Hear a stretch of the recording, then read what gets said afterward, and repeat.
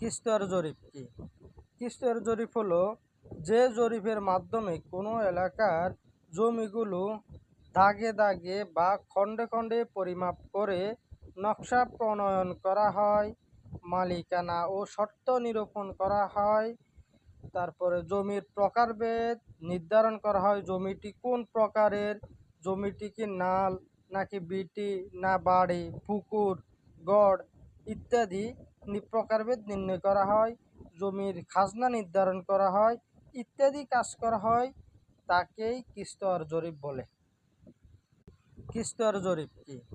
কিস্তর জরিপ হলো যে জরিপের মাধ্যমে কোনো এলাকার জমিগুলো দাগে দাগে বা খণ্ডে খণ্ডে পরিমাপ করে নকশা প্রণয়ন করা হয়, মালিকানা ও শর্ত নিরূপণ করা হয়, তারপরে জমির প্রকারভেদ নির্ধারণ করা হয়, জমিটি কোন প্রকারের, জমিটি কি নাল নাকি বিটি না বাড়ি পুকুর গড় ইত্যাদি প্রকারভেদ নির্ণয় করা হয়, জমির খাজনা নির্ধারণ করা হয় ইত্যাদি কাজ করা হয়, তাকেই কিস্তর জরিপ বলে।